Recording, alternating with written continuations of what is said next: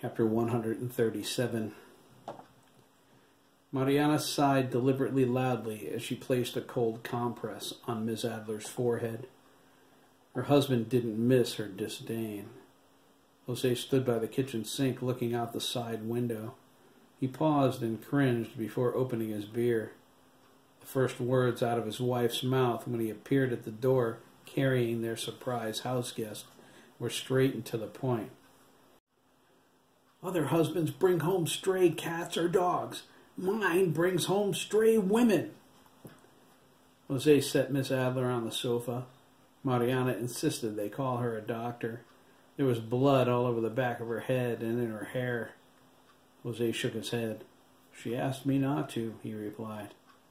What do you suggest we do then? Mariana snapped in Spanish. Keep her here? Jose looked over her wounds and determined they weren't serious. He said, what's the harm in letting the woman lie down? I'm sure she'll wake soon. I can convince her to go to the hospital. Why cause a fuss in the meantime? That reasoning seemed logical. It came to him while he was helping Miss Adler out of her car. It surprised him enough to find her there. It was funny, now that Jose thought about it. Miss Adler spoke to him in Spanish. He was glad it wasn't a service problem. He didn't want to do any mechanic work. It was a dark day for every family in Lancaster with Thomas McKee's untimely death. It was a night to turn in early. He carried Miss Adler to his house. Jose failed to notice Hiram Milliken. The farmer watched them from the side of the garage. Mariana mumbled something about Miss Adler resting when she came into the kitchen. She sat at the table slicing plantains. She was making tostones and rice and beans for the boys' dinner tomorrow, if they came home. She decided to let them stay at the McKees longer if they wished. Chris and Jeremy were good friends to her children. She was thankful for them. Jose gulped his beer and swallowed. He saw past the yard to their northwest property border. Mariana jumped when the lightning exploded nearby. Jose laughed a little, but made the sign of the cross. That was awful close, he thought. Too close for comfort. He paused in mid-sip when the lightning flashed again. He leaned over the sink and peered through the glass. Are my eyes deceiving me? No, there really are 3 boys coming into our yard. One of them looks like Mona Kerouac's kid Keith, I think. Oops, the tall one fell. I bet that smarted. Terry Greer crashed through the kitchen window. Jose threw his hands up to shield him from the glass. Terry landed on top of him, knocking him backward. They hit the table. Mariana screamed and fell sideways onto the floor. Jose struck his head. He was stunned, but still conscious. Mariana felt something cold and clammy grab her wrist and slip the knife out of her hand. She looked into Terry's grinning, ghoulish face. She gazed into the empty eye sockets and smelled his awful stench. Mariana was shocked, but she didn't scream until she saw his neck. His esophagus hung out, wiggling. Her scream exploded right into his skeletal grin. Scared you? Terry exclaimed and burst out laughing. Stop screwing around, Greer, Sam snapped, climbing through the shattered pane. Find the witch. No need, Miss Adler said from the kitchen doorway. Her eyes were glowing. She latched onto them with her telekinesis. I have found you. Jose opened his eyes. Miss Adler whipped her hand to the side and smashed both zombies through the front wall. The wall blasted out into the storm. Debris and broken wood sailed everywhere as they cut through an electrical wire in the framing. The lights flickered and died. Terry and Sam careened through the air. They smacked onto the pavement in the middle of Wicked Avenue. Miss Adler sarcastically thanked Jose for his hospitality, her eyes shining in the darkness. She rose off the floor and floated out the hole in the wall after them. She glided across the yard and settled in the road. The zombies jumped up. Jose pulled Mariana to him. They watched as more of the walking dead surrounded her. "Ella es una bruja," Mariana cried. "No doubt about that," Jose whispered. J.T., Keith, and Graham were going to rush the house when they saw Terry smash through the window. They agreed to try and stop them if they attacked anyone else. Their good intentions were put on hold seconds later when the killers crashed through the front wall and sailed into the street. The Hill Witch flew out after them. J.T. was glad for the death stench permeating the area. A long-held family secret was his lack of bladder control.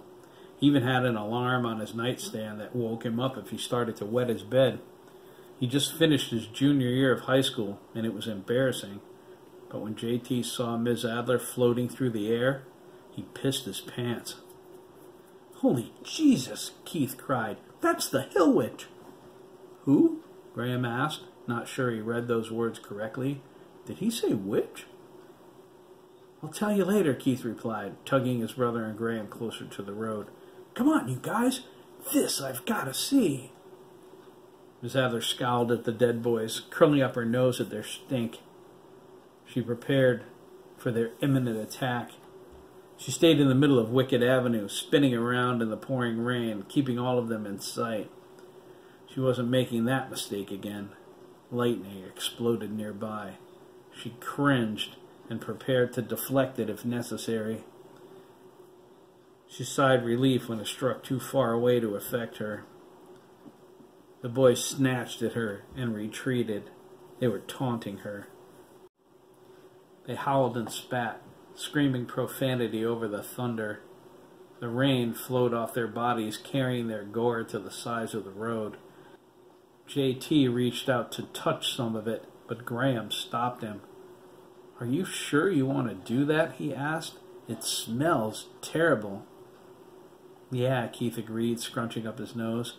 "And on top of everything else, somebody reeks like piss." "Grrr," J.T. thought, his face flushing. Miss Adler turned toward the police cars flying up Grady Lane. There were 3 sets of flashing red and blue lights. They hung a left, tires squealing, and headed straight for her. They stopped 10 yards away and blocked off the road, their spotlights blaring. Graham silently cheered and cried, "The cavalry's here!" The doors flew open. Shooter jumped out, leveling his pistol. Jack popped out of the passenger side. He sighted in Ms. Adler with his assault rifle. McMahon joined him. Ricky joined Shooter. Matt, Max, Ricardo, Chris, Dougie, and Derek filed out of the patrol cars. Craig came out last, helping Jeremy walk. Jeremy reached out for Derek to steady him. Derek's face contorted with terror. He slapped Jeremy's hand away. "Don't touch me!" Derek screamed, his face bright red. "Do you hear me? Monster! You're a monster!" Max stepped angrily forward. Jeremy stopped him. "It's okay, Max," he said sadly, and projected. "He's just scared. I would be too." Chris grabbed Derek, who fell into him, his knees buckling. Whatever he said had to be ignored right now. Derek lost his entire world this week. He was entitled to vent some rage. Shooter watched Craig help Jeremy walk out in front of them. He wasn't sure about what happened over on Bog Dancer Drive, but this voice appeared in their heads. When it did, Derek went psycho. Chris had to hold him on the ground until it went away. Shooter knew what he had to do, though, and so did the others. They jumped into the patrol cars, picked up 3 other boys, and headed here. The Dougan woman stayed behind. She ran into her house and slammed the door the moment the mind voice appeared. Shooter guessed he should be glad someone had a plan of action. It was against his better judgment, but he held his ground and waited for Jeremy to tell him what to do. It scared him to feel so out of control, but the kid was the only one who seemed to know what was going on. "Is that Jeremy McKee?" JT asked, straining to see through the police spotlights. Keith gasped. "Look at his eyes." Jeremy and Craig stopped a safe distance from the dead boys and Miss Adler. They observed her cautiously. She sneered at them, her eyes narrowing. No one moved. The zombie shifted in indecision. Craig opened his mind to the information swimming in Jeremy's head. He found it easy to hate her. She snorted, hearing that thought. She stepped toward them, but the dead boys blocked her path. She sighed, shaking her head. "So," Miss Adler sneered, "now you know." She glanced around, raising an eyebrow. "I am surprised the whole town is not here beside you." "They're sleeping, thanks," Jeremy said. His voice was venomous. "Enough people are dead because of you." The inhabitants of every house in town were asleep. Stoves were shut off and showers interrupted, everyone filled with the overwhelming desire to take a nap. Jeremy spared only those in imminent danger or people out in the storm. The zombies were draining his strength to function, so he could do precious little else. Jeremy took the time to learn what happened to him, and what he was, and how to use the power. Miss Adler was a fountain of information. He picked her brain while she slept. He didn't care much for what he found out. Jeremy leaned into Craig. "And you're wrong. I don't know everything." "Not yet." He asked, "Why did you do this to me?" Miss Adler laughed. "The creation demands answers from its creator." "I can make you tell me," Jeremy said. "You gave me the power. Telepathy, telekinetics, healing. I can kick some serious ass. Making it work is mostly instinct. Like I always knew how, I just didn't have the power. I found your experience pretty helpful. I can kick the crap out of you if you make me." Jeremy was talking and mind-speaking in every direction at the same time. Everyone present felt his angry words in their head. "Really?" Miss Adler cried, acting surprised. Lightning struck by the high school. She jumped. So did Craig. "I felt that," he cried through the mind link. Jeremy nodded. He said to his former teacher, "There are lots of people in town with interesting memories of you, especially the ones you manipulated. B. Jones, Dr. Stone, Susan Sturgis. I let them have their memories back. It was pretty simple. I just imagined it happening, and it did. I gave them back their pain. Do you know how hurt they're going to be when they wake up tomorrow? And old Ted Collins, he's your godfather, right? I think he can say your name again."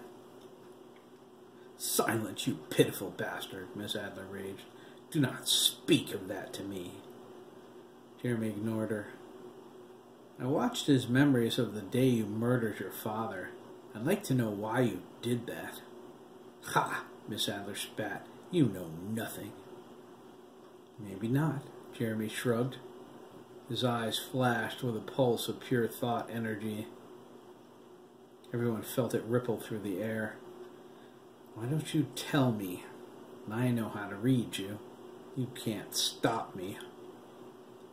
"Don't bet your life on it," Miss Adler exclaimed, balling up her fists. "Power is no substitute for experience. Knowing how to use it and using it effectively are two different things. You may have gleaned experience from my mind, but you have yet to apply it. You will lose." Nobody moved, Jeremy said, and projected to everyone in range, "She's mine." The dead voice froze as his eyes burst forth incredible brilliance. Miss Adler stumbled back, her hands on the sides of her head. She screamed, "Get out of my mind!" "I want you to tell me why you did this to me," Jeremy demanded. "I want to know why you made me a freak." "I will tell you nothing," Miss Adler cried, falling to one knee. "Telepathy is not my only power." She reached out with both hands and lowered her head. The pavement started to bend and shift. It shook beneath them violently until they couldn't keep their footing. Everyone fell to the blacktop except Jeremy and Craig. They were floating 6 inches above the ground. Miss Adler looked up and gasped. Jeremy lowered his eyes. My turn. He balled up his fists and thrust them out in front of him. A shock wave exploded from his hands and tore into the street. Chunks of tar and dirt shot out as a wave plowed through the zombies and struck Miss Adler. The zombies launched away from the epicenter. Miss Adler cried out as the force sent her flying into one of the Ramirez's weeping willow trees. She crashed into it with a loud crack and fell to the ground, dazed. Everyone cheered. Jeremy glared at his hands in amazement. Craig did too. Wow, he said. No kidding, Jeremy agreed. Hey, Craig exclaimed, make her a kid like you did to my dad. Jeremy frowned. I can't do that anymore for some reason. Duh, Sam said, the first zombie to recover. We're not inside you anymore. You can't add our strength to yours. He laughed. What do you think having all our spirits inside you did? It amped you up by 1,000. You're not that powerful by yourself. Maybe, Jeremy shrugged. He swung his arm in Sam's direction, picturing a fist of telekinetic force in his mind. It shot forth, his thoughts becoming reality. He felt it as it struck Sam on the chin with a dull smack. Sam sailed into the side of Miss Adler's Mercedes. He crushed in the driver's side door worse than it already was and shattered the window. He fell to the ground in a heap. Jeremy nodded. I can still kick your ass, Stone. Miss Adler levitated to the road, her face drawn back in a snarl. This is not over, boy. She threw her hands out in a circle. The debris from Jeremy's shockwave rose up and flew straight for him and Craig. 100 rock missiles charged toward their heads. Craig cried out. Jeremy made a lifting gesture. The blacktop tore up from the ground in front of them, forming a 10-foot-high wall intercepting the attack. Jeremy lowered his hands. The road dropped with a crunch. Nice try, Jeremy said. I'm starting to get the hang of this. He leaned toward her. Let's rumble. I want to know what you are. Jeremy lashed out with his telepathy again, diving into her mind with his battering ram non-subtlety. There was no grace, no finesse. He simply crashed into her brain. Miss Adler fought back, marshalling her psychic defenses, but Jeremy smashed through them with ease. She tried to force him out of her mind, but he only probed deeper. He ripped through her, digging for her memories. She was hiding them, but something was there, something she wanted. The closer he got to knowing, the harder she fought. She tried to flood his mind with horrific visions designed to make him withdraw. He witnessed each boy's death as Hiram murdered them. She made him feel their pain. Craig felt it too, and fell to his knees. Jeremy threw them back at her, magnified by a factor of 10. Miss Adler screamed at the horror. In the middle of his attack, Jeremy became confused. She was weakening, he could feel it, and she was furious, and yet she was elated at the same time. She was in awe of him, but she wanted to crush him. Then something inexplicable happened. Jeremy heard a woman calling out, begging him to save her. He realized the truth as he absorbed Miss Adler's life experience. He got it in a single blinding flash of revelation from the two distinctly different minds inside her body. Oh man, Jeremy cried. There's 2 of you in there. A moment's distraction was all the time Miss Adler needed. Her face tightened with supreme effort. You want memories, she cried. Take theirs in spades. She caught him off balance as she charged into his mind, releasing the power within him like flipping a switch. Jeremy's telepathy roared to life, obeying her command. It reached out without any control. Jeremy and Craig fell to the ground, grabbing their heads. Jeremy felt a tidal wave of thoughts heading right for him from every direction. He tried desperately to stop them, but he couldn't. The power was a raging, rabid, wild animal. Jeremy panicked as the mind link with Craig overloaded and expanded. Instantly, he locked minds with Graham, JT, and Keith. Everything they knew, their secrets, everything about them flooded into him all at once. They cried out with him as their souls were ripped wide open. He locked onto Chris, Matt, Dougie, all of his friends, and then Jack. Their minds joined with his and scrambled together inside him until he was a living mass of chaos. Jeremy couldn't tell what piece of which belonged to whom. He let out a blood-curdling scream in his communal mind voice. Shooter, Jose, Mariana, McMahon, and Ricky watched in horror as the kids fell to the ground. They rolled around, groveling and drooling. They twitched and convulsed, their eyes flashing wildly in all directions. Miss Adler lowered to the ground. "Foolish child," she cried, throwing her head back and laughing. "Your inexperience gives me victory." Jose took a step forward from the porch. Mariana grabbed his hand. She said, "Don't even think about it." "Aren't you forgetting something?" Sam asked, tapping Miss Adler on the shoulder. The zombie swarmed her, ripping her skin, tearing at her hair. Terry bit her breast. Sam tried to strangle her. They felt drunk with the savagery, on the verge of revenge when she fought back. "Get off me," Miss Adler cried, bucking up. The zombies were thrown back by her telekinetics, landing on the road. Terry got to his feet and charged her. She caught him one-handed by the throat. "Do you really think you can stop us?" Terry choked. "Child's play," Miss Adler spat. Her eyes beamed. Her power filled him. He expanded like a balloon. Terry's body puffed out from his head to his feet, growing wider and wider. "Oh no," he cried. Terry exploded. Stinking guts and pus splashed onto the street. Miss Adler watched comically as the storm washed him away. Jeremy felt the drain on his power cease a bit with Terry's destruction. Slowly, delicately, he reached out to his friends. He whispered soothing, calm words and told them not to fight. He said to hold on to him. Everyone did, except Derek.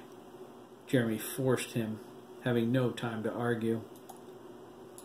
They opened themselves to him, found trust inside, and dared to risk everything. They felt him inside them, too, fighting to keep them sane. Miss Adler turned toward the stunned zombies. Blood dripped down her forehead from a missing patch of hair. Her lips twisted back grotesquely. She waved her hand and lifted them off the ground. They raged in protest, but she held them in the air, squishing them tightly together. "You children smell terrible," she remarked. "Time for a bath." She glanced toward the gas station. Hiram ducked down inside the repair bay. He fought hard to shut off his thoughts and hide from her, but he didn't have to. She wasn't even looking. The gas pump handle lifted, snapping Carl Gibbons' padlock. The hose snaked through the air. Miss Adler winked at it. The handle compressed. Gasoline shot out of the nozzle. "Get in the house," Jose cried, dragging Mariana through the doorway. A river of fuel shot through the air, dousing Sam first. The pressure wasn't enough to spray across the street, so she helped it along. A river of fuel shot through the air, dousing Sam first. She filled his mouth with it and soaked his clothes. She did the same for the others, lowering them to the ground as she drowned them in gasoline. They writhed and fought against her hold, but it was too strong. When the gas started saturating the ground, she released the handle and put it back into its carriage. "We'll still be here," Sam raged. "This won't end it." Miss Adler shook her head and mentally drew an incendiary grenade out of Jack's gym bag. It flew through the air into her hand.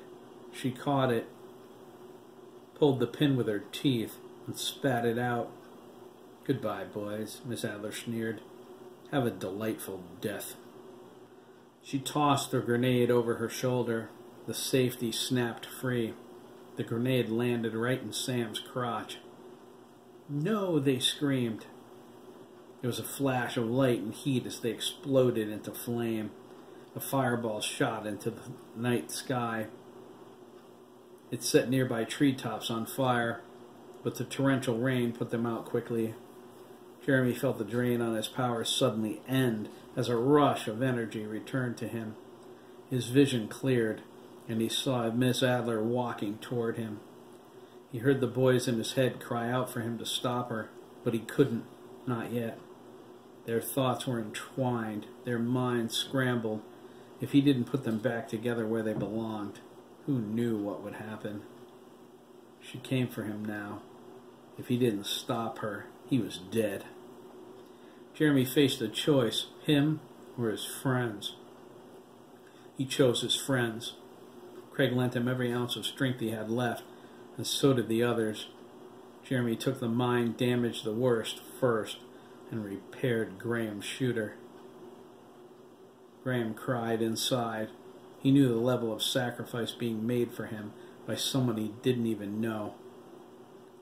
Miss Adler reached down for Jeremy, grinning. The shooter shot her right through the heart. Miss Adler stumbled back, grabbing her chest, her eyes wide with surprise. A chunk of her back fell out of her shirt onto the wet ground. "No way are you touching that kid," Shooter cried, and shot her again. McMahon and Ricky followed his lead. Miss Adler fell, a bullet shattering her kneecap. She landed on top of Jeremy. Panic filled her as death approached. She thrust a desperate command into Jeremy's distracted mind. His hand latched onto her wrist. She forced his healing power to save her life. Shooter and the officers approached quickly, their guns level. Miss Adler snapped her head up, her eyes wildly glowing.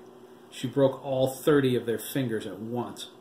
They fell to their knees, crying out in agony as their pistols dropped to the blacktop. "Enough!" she screamed, thrusting her hand out. They flew away from her, careening off the hood of Shooter's car. She whirled around and grabbed Jeremy by the neck, hoisting him up. "No more games! I want what's mine!" Graham shook his head as he struggled to stand. The witch was attacking Jeremy. Light bathed them as Jeremy jerked and spasmed, frantically trying to save his friends before she finished him off. The other kids writhed and moaned all around.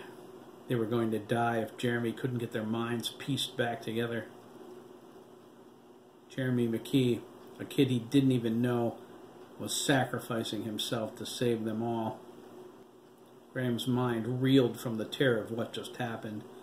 His entire life was torn wide open for Jeremy to see, but he sensed Jeremy's soul throughout the experience.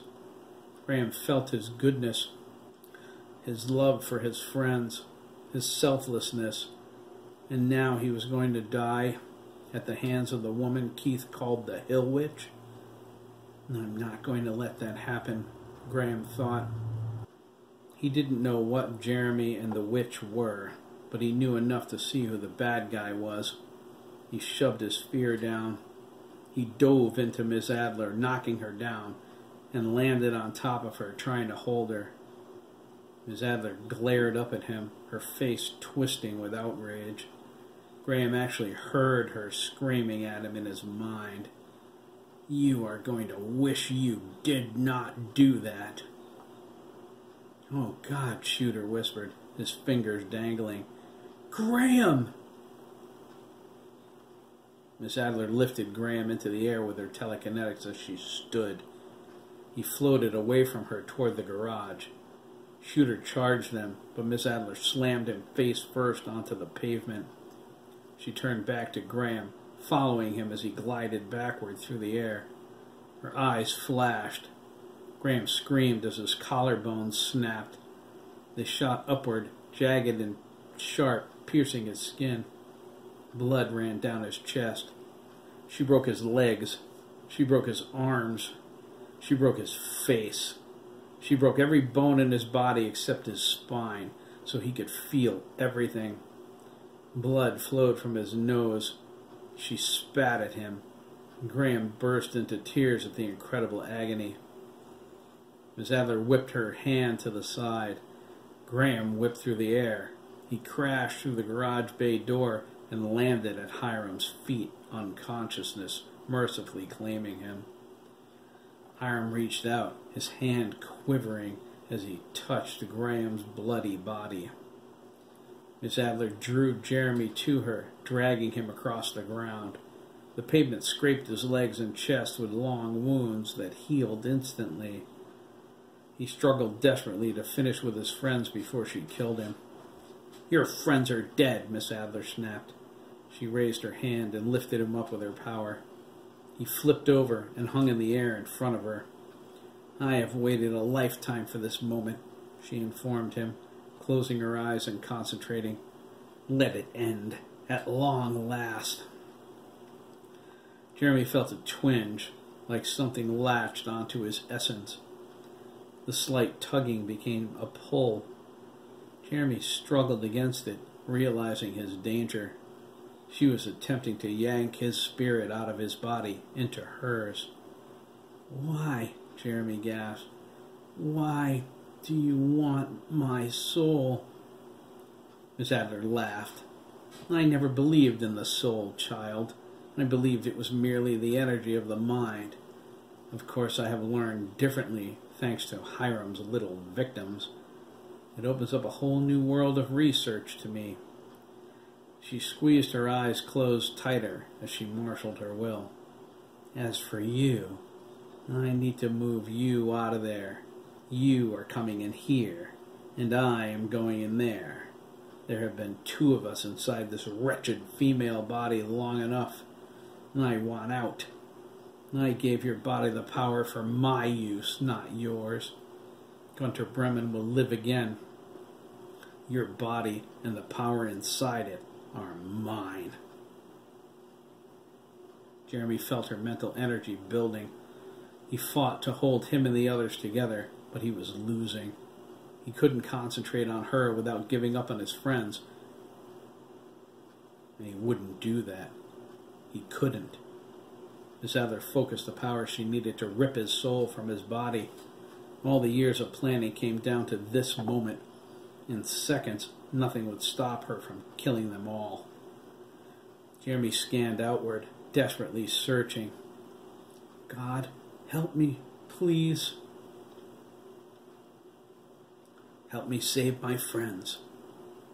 His mind suddenly touched the vilest, grotesque thoughts as he scanned Hiram. The farmer leaned over Graham, about to do unspeakable things to him. "Murderer," Jeremy thought, and knew he found the answer. Hiram reached down for Graham, his hands twitching. Jeremy latched onto his shoulders. He cried out, "What the? Let me go!" as Jeremy pulled him through the air with his telekinetics. He sailed out of the garage bay. Miss Adler opened her eyes, prepared to claim what was hers, and Jeremy threw Hiram between them. Miss Adler lashed out blindly, so desperate to finish this and so sure of her victory, she didn't bother to confirm whose soul she grabbed. She screamed, "Oh no!" as her power snagged Hiram's soul and tore it from his body. In a split second, she sucked him and everything he was into her. Jeremy fell to the ground, free from her hold. He scampered back, dodging Hiram's limp form as it landed on its back. His dead eyes stared up at the sky in amazement. Jeremy looked at Miss Adler. Her face contorted. Her eyes changed from brown to blue to a paler shade of blue, and back again. She stumbled, grabbed her head, and cried out in 3 different voices. "You fool! Don't! What's going? No! I am in control! I am! Holy, what did you do to me, you stupid? Stop! You are setting her free! You killed me? You idiot! I'll kill you!" The dark blue eyes stayed. Margaret screamed and ran away, terrified. She ran through the garage parking lot and disappeared around the side of the building. Jeremy heard her cries get farther away as Bremen and Hiram fought for control of her mind and body. Jeremy brushed off and got shakily to his feet. He finished with his friends quickly now that he could focus, but the Herculean effort drained the remainder of his strength. He struggled to stay conscious. His friends groaned as they stood. Derek glared at him, terrified, but Jeremy ignored him. There was a more pressing task waiting for him in the garage bay. Graham Shooter, the real hero, was severely injured. "Craig?" Jeremy asked, reaching out through the mind link. "Give me a second, okay?" Craig asked, his mind voice shaky. "I have to get my thoughts together." Jeremy nodded, understanding. He stumbled toward the garage as he felt exhaustion claiming him. The world swam, images shifted, but he struggled on. Ambulances and cops came up Grady Lane, their sirens blaring. Jeremy scanned Graham as he approached him. So brave, he thought, sadly, touching his mind. So loyal. Jeremy managed a weak smile before passing out and falling to the ground at Graham's feet.